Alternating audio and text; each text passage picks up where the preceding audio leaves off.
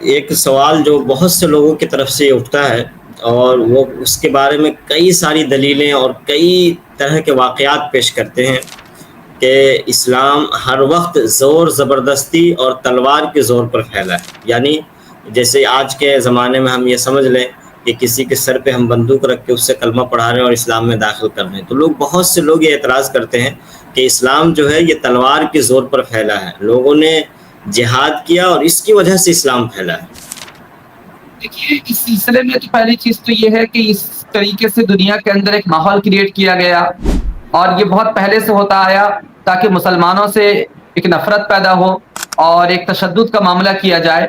لیکن جو بھی انسان ایمانداری کے ساتھ اسلام کا مطالعہ کیا ہے، سیرت کو پڑھا ہے، وہ ایمانداری کے ساتھ کہہ سکتا ہے کہ اسلام اور دہشت گردی یا اسلام اور سختی تشدد یہ دونوں کبھی جمع نہیں ہو سکتے.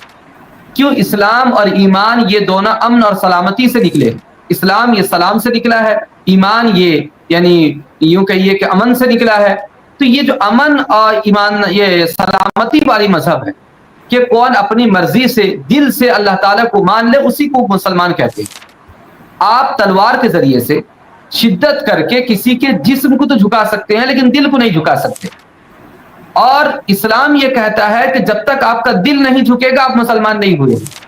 ظاہراً چاہے آپ کتنا کلمہ پڑھ لیں. تو کیا پتا چلا کہ زبردستی تو ہو ہی نہیں سکتا کوئی کسی کو مسلمان بنایا جائے. ہاں البتہ ایک چیز یہاں سمجھنے کی ضرورت ہے کہ دیکھیے سوسائٹی جو ہے، ہمارا معاشرہ جو ہے، یہاں جہاں آپ جیسے یا ہم جیسے بہت سارے امن پسند لوگ ہوتے ہیں، وہیں ایک طبقہ ہر علاقے میں ایسا ہوتا ہے جو امن کو خراب کرتا ہے اور جو چاہتا ہے کہ اپنی مفادات کے لیے قانون کو، لوگوں کے دوسروں کے چین و سکون کو خراب کرتا ہے. چنانچہ اسی وجہ سے تمام ممالک کے اندر پولیس کا نظام ہوتا ہے، ورنہ کیا ضرورت پڑتی اس کی؟ کیونکہ معلوم ہے کہ کچھ طبقہ ایسا ہے کہ جو امن سلامتی کو خراب کریں گے ان کو روکنے کے لیے. تو جو ایسا طبقہ ہوتا ہے، جو طبقہ لوگوں کے امن و سلامتی کو ختم کرتا ہے، نقصان پہنچاتا ہے، اس طبقے کو اس سے یعنی یوں کہیے کہ ہمارے سوسائٹی کو ایسے طبقے سے بچانے کے لیے، ان کے مظالم سے بچانے کے لیے پھر اسلام حکم دیتا ہے کہ آپ سختی کیجیے ان کے ساتھ، اور سختی کر کے دوسرے لوگوں کو محفوظ بنائیے. اسی لیے اسلام کے اندر جہاں پر بھی تلوار اٹھانے کا حکم دیا جاتا ہے یا جہاد کا حکم دیا جاتا ہے، دراصل وہ تمام لوگوں کے امن کے لیے حکم دیا جاتا ہے کہ دوسرے لوگوں کو نقصان نہ ہو. چند لوگ آ کر کے پورے سوسائٹی کو خراب کر دیں، مذہب یا کوئی بھی سنجیدہ طبقہ اس کو برداشت نہیں کر سکتا. جیسے ہمارے بدن کے اندر اگر کوئی تکلیف ہو اور ایسی بیماری ہو جائے جس سے یہ لگے کہ وہ بیماری اب صحیح نہیں ہو سکتی، اور صحیح نہ ہونے کے بعد بات یہاں تک چلی آئے کہ وہ اب بدن کے دوسرے اعضاء کو بھی خراب کر رہی ہے، تو پھر ڈاکٹر کیا کرتا ہے نا، وہاں کو آپریشن کر کے باہر نکال کر کے پھینک دیتا ہے.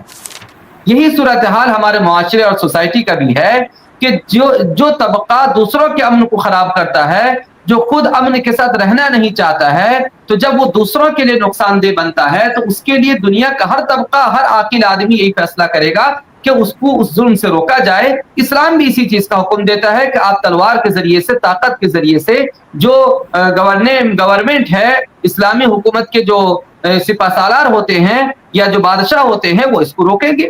تو یہی چیز ہے، اور لوگوں نے انہی چیزوں کو لے کر کے اس طریقے سے ماحول بنایا کہ کہیں مسلمان اس طریقے سے دنیا کے اندر تشدد کر کے لوگوں کو تلوار کے زور پر اسلام میں لے آئے ہیں. آپ تاریخ کو پڑھیے، حضرت نبی کریم صلی اللہ علیہ وسلم تنہے تنہا تھے نا، جب نبوت کا دعویٰ کیا اور دعوت دینا شروع کیے، گھر کے چند لوگ ایمان لائے، حضرت ابو بکر ایمان لائے.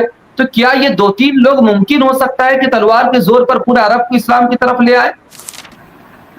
ممکن ہی نہیں ہے. اور پھر اب جب غزوات کا سلسلہ بھی آپ دیکھیں گے، تاریخ پڑھیں گے، تو تلوار والے جن پر الزام لگتا ہے کہ مسلمان تلوار کے بلبوتے پر اسلام کو فتح کیے ہیں، تو کہیں اگر وہ 313 ہوتے تھے تو دوسرے لوگ ہزاروں کی تعداد میں ہوتے تھے. تو دیکھیے تلوار والے زیادہ کدھر ہیں، مسلمان تو کم ہوتے تھے. تو معلوم ہوا کہ اسلام ان چیزوں سے نہیں پھیلا ہے، بلکہ اسلام دراصل اپنی اس فطری مذہب ہونے کی وجہ سے پھیلا ہے جو ہر انسان کے فطری ضرورت ہے اور سچا مذہب ہے. اس کے اندر اللہ تعالیٰ نے وہ خوبی رکھا ہے، وہ دنیا کے اندر پھیلتا پھولتا چلا گیا ہے. البتہ جہاں پر بھی تشدد کو اختیار کیا گیا ہے، سختی کو اختیار کیا گیا ہے، اس کا مقصد دوسرے لوگوں کو ایسے لوگوں کے مظالم سے روکنا ہے جو سوسائٹی کو خراب کرنا چاہتے ہیں۔ اور اگر وقت ہوتا بھی اس موضوع کے اندر تفصیلی وقت چاہیے، کبھی انشاءاللہ ہم تفصیلاً گفتگو کریں گے، ہم ڈاٹا بیسک پہ گفتگو کریں گے۔ اب ایک مثال دیکھیے، انڈونیشیا ہے، آج پوری دنیا کے اندر سب سے زیادہ مسلمان اس ملک کے اندر ہیں۔ آپ بتائیے کون سا بادشاہ یا کون سا مسلم حکمران وہاں پر حملہ کرنے کے لیے آیا تھا؟ کوئی بھی نہیں آیا تھا۔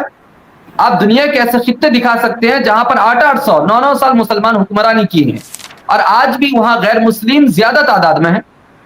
تو اگر طاقت کے بل بوتے پہ ہوتی تو وہ تو بالکل بھی نہ ہوتے۔ آج بھی صرف عرب ممالک کے اندر کروڑوں غیر مسلم رہ رہے ہیں، اور 1400 سال سے عرب ممالک مسلمانوں کے قبضے میں ہے۔